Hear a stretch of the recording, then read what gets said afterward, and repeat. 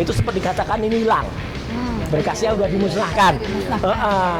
Setelah diancam, wah itu kalau memusnahkan melanggar undang-undang kearsipan, kena 10 tahun ya. Ibu-ibu juga mendengar waktu itu. Kemudian keluar tiba-tiba ada. Jadi goib ya? Goib. Ya itulah canda-canda kami. Sama dengan candanya Prof. Saldi Isra kepada Mas Refli. Itu canda itu di ruang bukan dikatakan, pakar hukum tata negara nggak ngerti hukum. Enggak, itu canda. Sama dengan candanya Pak Petrus tadi pagi ya kepada kami semua gitu ya. Kita nggak akan melakukan SP3. Iya, sama. Kita nggak minta-minta. Ngapain minta-minta? Yang minta-minta tuyulnya masih tetap 2. Iya. Kalau tambah tuyulnya jadi 5. Enggak ya. Jadi kita nggak minta. Inti ijazah palsu itu kita kejar pada sidang yang sebenarnya. Apakah itu sidang CLS ataukah nanti sidang yang juga nanti akan dilakukan gugatan oleh para forum purnawirawan TNI, ya itu lagi mengajukan sekarang ya, atau untuk teman-teman yang lain ya, bukan sidang fitnah dan pencemaran nama baik ya, itu adalah hanya menggeser gawang saja. Itu niatnya dia yang nggak pernah mau datang. Katanya saya akan datang pada sidang. Mana? Udah 7 kali.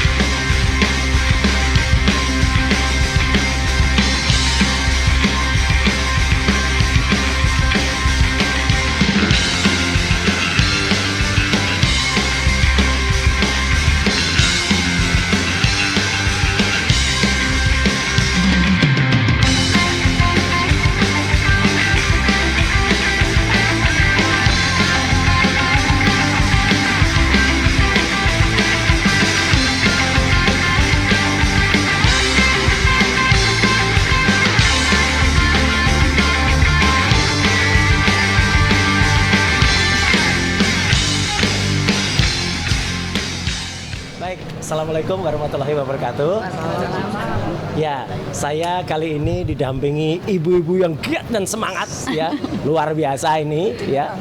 Iya, yang tangguh ya, yang katanya nggak ada bedanya antara bulan suci Ramadan, bulan puasa nggak kecuali satu, lapar katanya. Ya, kita ada di masjid di Polda Metro Jaya. Dan saya baru saja tadi juga ikut ke dalam. Mohon maaf tadi pagi saya belum bisa ikut membersamai karena ada acara lain. Meskipun dekat sih acaranya, tapi belum bisa ke sini. Dan tadi saya sudah ketemu Pak Asmi Sahputra ya.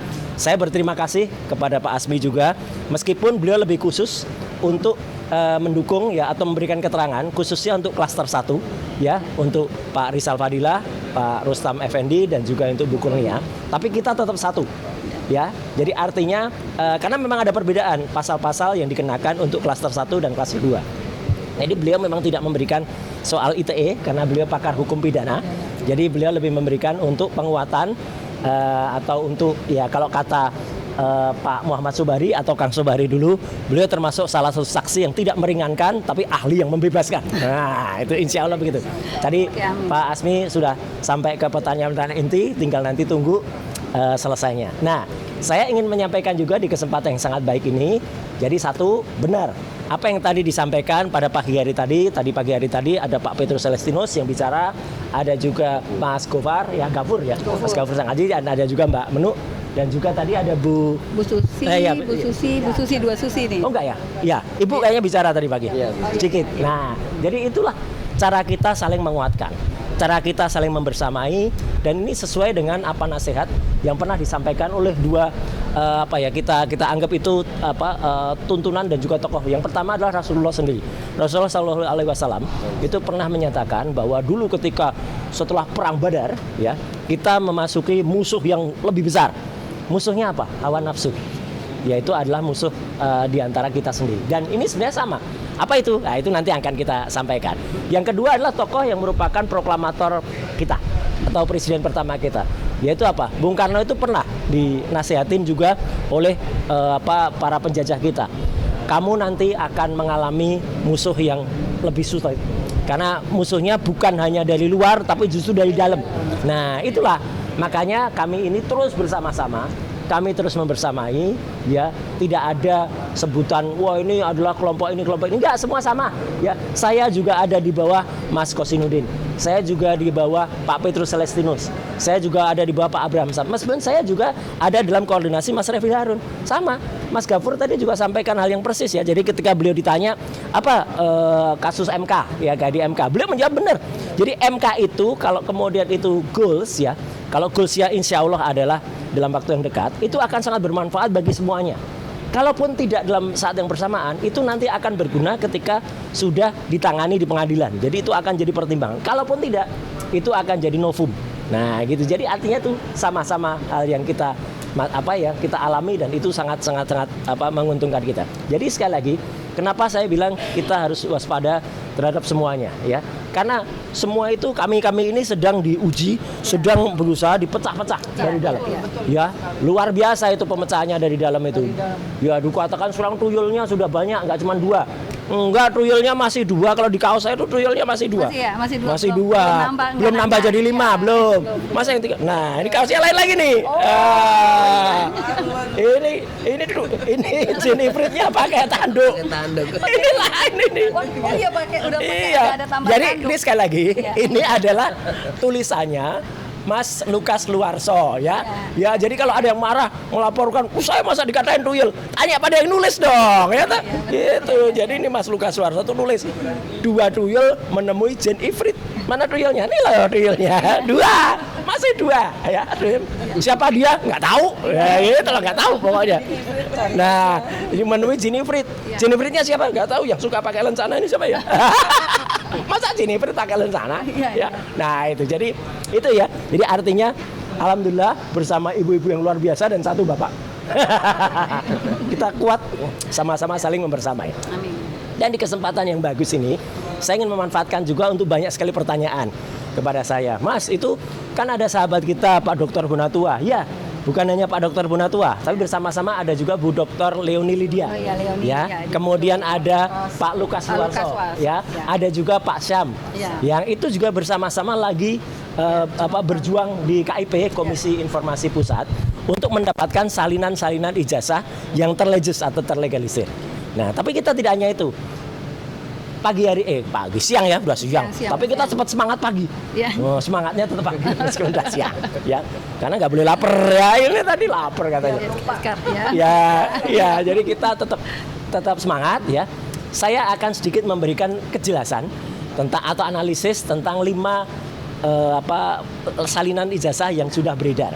Ya, jadi ini eksklusif. Ya, eksklusif yang kedua, karena eksklusif yang pertama apa? Ada di Roy Suryo Official. Nah, ini sekaligus ya. Terima kasih untuk channel Bang RH, terima kasih untuk channel Bang Dul, ya.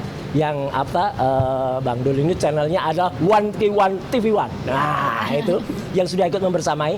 Bersama juga saya mengucapkan terima kasih untuk KNC Channel yang juga ikut memberikan support, ya. Jadi kami itu saling cross posting, saling membersamai, ya. Kita saling menguatkan karena kita adalah satu adalah kita. Ya. Tapi bukan satu adalah Jok. Itu ya. Itu si Jack itu enggak. Itu katanya dulu Jack adalah kita. Kita apa ya? Kita ditipu semua. Enggak boleh ngomong jelek, ya. Gitu. Kalau lagi bulan puasa tuh tuyul-tuyul diikat. Nah, jadi di tangan saya sudah ada 5. Nah, 1, 2, 3, 4, 5. Ini salinan ijazah legalisir yang diperoleh oleh Pak Dr. Bonatua. Nah, sekarang akan saya jelaskan kenapa tadi Mbak Menu pagi tadi mengatakan 5-5-nya beda semua. Gitu. Apa bedanya? Nah, ini saya jelaskan, ya, supaya jelas, ya. Pertama kali memang Pak Dr. Bonatua itu mendapatkan justru yang 2019 dan 2014 ini. Nah, ini oke lah. Ini artinya boleh dikatakan ini memang sudah bisa dikatakan ini adalah legalisasi yang hampir sempurna. Kenapa sempurna? Karena ini formatnya memang benar, format ijazah itu seperti ini. Ukurannya besar tadinya A3.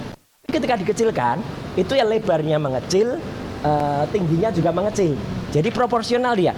Bentuknya tetap 4 persegi panjang. Jadi ijazah itu tadinya bentuknya kayak gini. Nah, ini ya. Ini tapi lebih besar, kalau dikecilkan ya sama. Inilah namanya proporsional.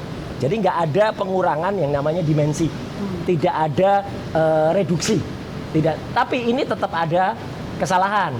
Kenapa ada kesalahan? Menurut Undang-Undang Administrasi Pemerintahan, ya, tidak boleh setelah tahun 2014, tepatnya setelah Oktober 2014, yang namanya legalisasi atau leges itu harus ada cap tanda tangan, ya, dan kemudian kalau ini sudah ada capnya, tanda tangannya ada, tapi tanggal, bulan, tahun ini belum ada. Jadi artinya ini sebenarnya tidak sah atau belum sah karena belum ada tanggal, bulan, tahunnya. Nah, ini yang 2019. Nah, kalau yang 2014 memang betul ini boleh, belum ada, tapi tetap kurang, ya, artinya kurang tertib administrasi. Tapi coba perhatikan, apa bedanya antara leges yang di atas, kopi di atas dan kopi di bawah? Kopi yang di atas nih kalau dalam bahasa Jawanya mengkeret. Tuh lihat, lebarnya kan lebih kecil ya. Lebarnya dia ini berkurang. Jadi ini lebar sampai sini, yang di atas tuh mengkeret. Padahal tingginya sama. Ini nggak boleh. Ini berarti fotokopinya korupsi. Fotokopinya lebarnya dikorupsi. Ini harusnya sejak ditandatangankan, dimintakan leges ke Universitas Gadjah Mada, harusnya UGM menolak. Loh, ukurannya UGM kok jadi bujur sangkar kayak gini? Ini kan bujur sangkar ukurannya. Ini 4 persegi panjang. Kita waktu kecil kan suruh sering gambar kan dulu. Ya kan dulu. Misalnya kita suruh gambar segitiga. Dulu saya juga sama guru juga gitu. Pak Roy, coba tolong gambar segitiga sama kaki. Saya gambar segitiga terus kaki saya gitu. Nah, ini segitiga sama kaki. Itu segitiga sama kaki. Ya, padahal segitiga sama kaki itu kakinya sama. Ya, kalau sama sisi semuanya sama. Nah, ini juga sama. Bujur sangkar itu adalah seperti ini. Nah, ini 4 persegi panjang. Jadi ini formatnya salah. Kayak gini kok diterima. Itu 2014. Belum lagi sebenarnya sudah mulai ada nih orang di netizen ini, ibu-ibu. Netizen pada komentar, itu DK-nya tolong dicek lagi, Pak. Karena DK-nya 2014 itu sudah bukan itu. Ya, ada nama lain, Pak Setiapa gitu ya. Saya terus terang belum berani memastikan karena data di UGM itu berubah-ubah seenaknya. Ya, kadang-kadang diubah. Dulu berita pemakaman atau berita wafatnya insinyur Profesor Dr. Insinyur Ahmad Sumitro aja diubah-ubah. Ya, jadi makanya ini UGM tolong deh tertib lah gitu. Kalau namanya sejarah segala itu jangan sering diubah-ubah. Jadi ini 2014 yang menandatangani adalah Profesor Dr. Insinyur Muhammad Naim. Ya, meskipun itu kita kasih tanda tolong di cross check. Benarkah Prof Naim masih menjadi dekan di 2014? Ya. Kalau 2019 betul. Ini Dr. Budiadi. Ya, ini yang tanda tangan. Oke, ini yang diperoleh Pak Dr. Bonatua pertama. Kemudian ada juga yang diperoleh pada 2012 yaitu untuk KPU DKI Jakarta. Nah, ini. Nah, KPU Jakarta ini mirip dengan yang 2014. Tapi ini sama mengkeretnya maksudnya. Jadi kalau enggak sama mengkeretnya. Jadi ini dari satu penandatangan yang sama. Oke, ini kesalahannya juga sama ya, sama-sama mengkeretnya. Nah, yang lebih fatal adalah 2 yang diperoleh terakhir, yaitu untuk tahun 2005 dan 2010, yang katanya itu dari KPUD Surakarta, Solo. Apa yang terjadi dengan ini? Satu, ini dapatnya aja susah. Dulu ingat ketika di sidang di KIP, Komisi Informasi Pusat, itu sempat dikatakan ini hilang. Berkasnya udah dimusnahkan.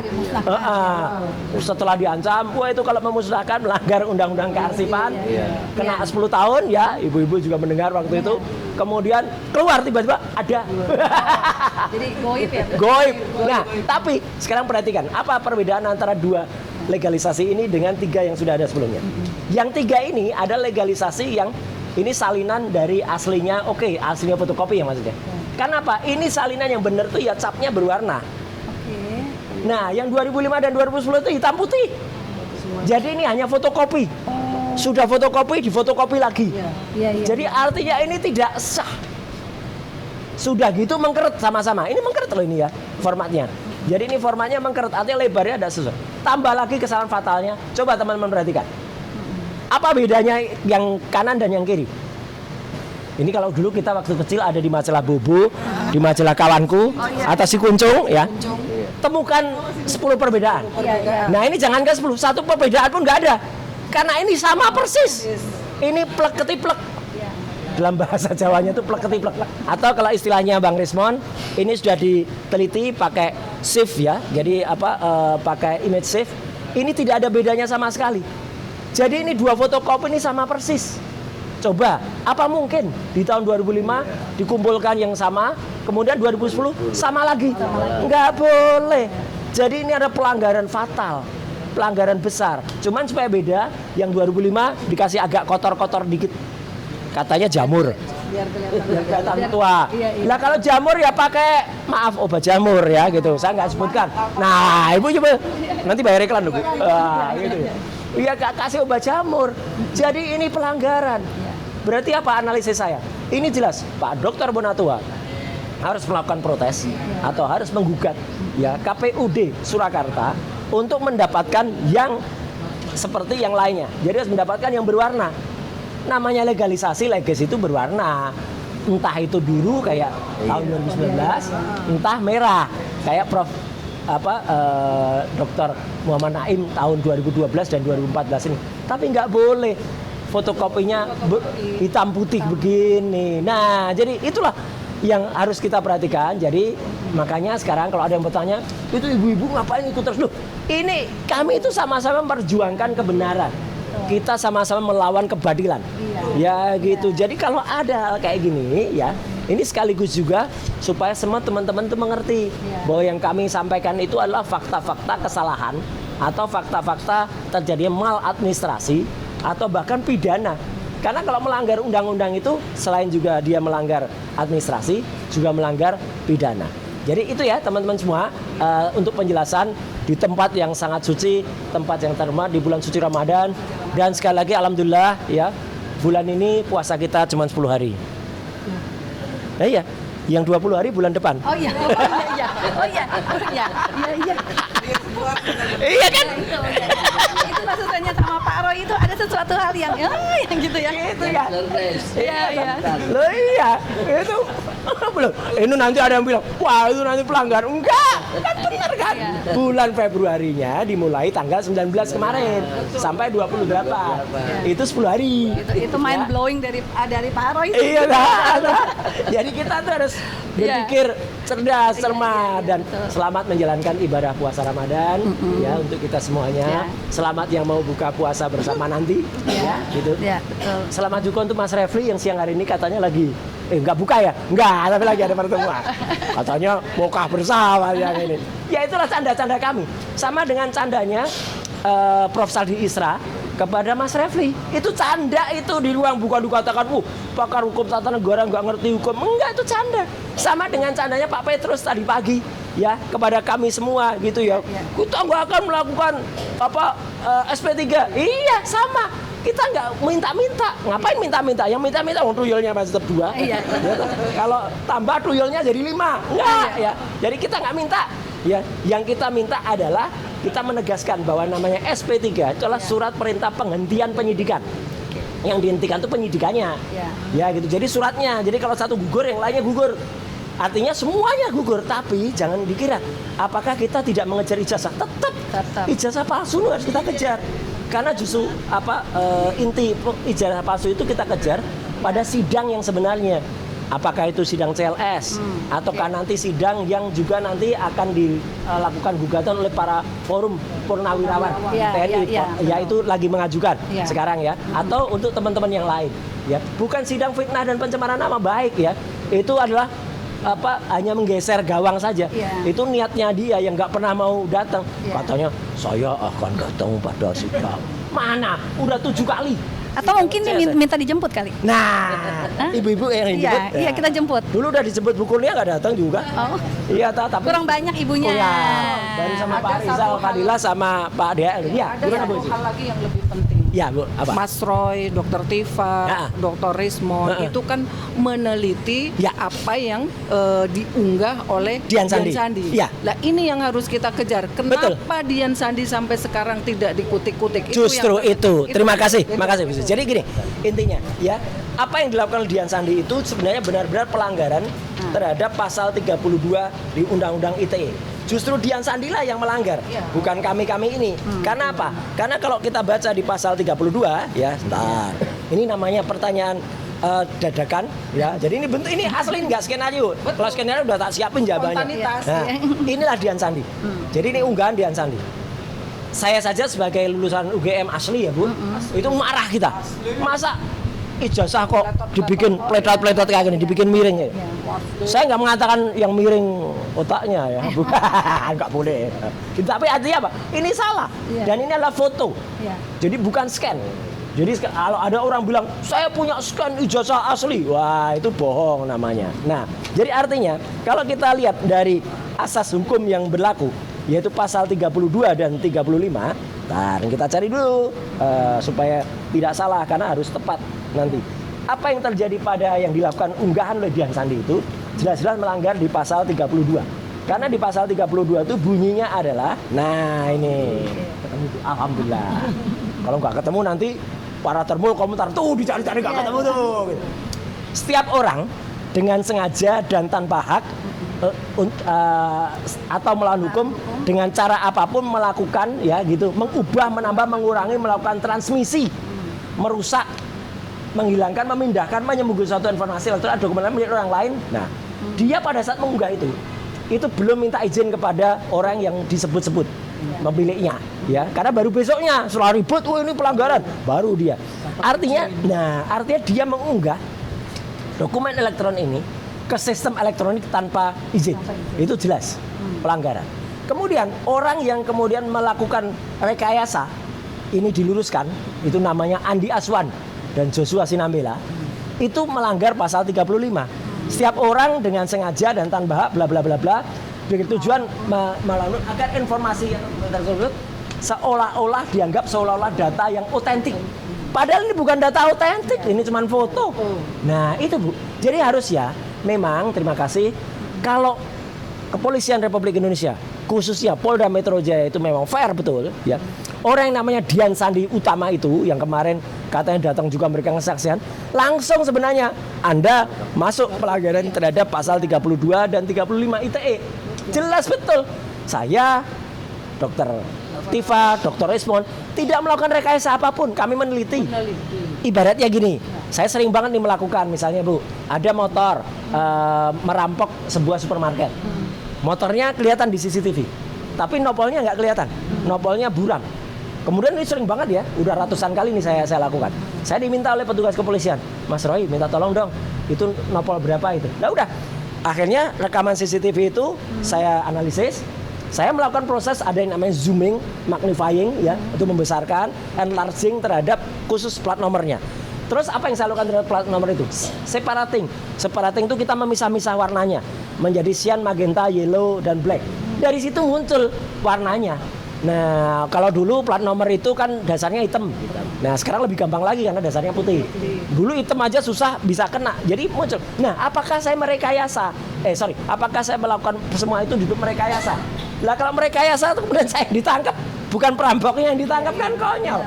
Kita itu membantu kepolisian sama dengan ini.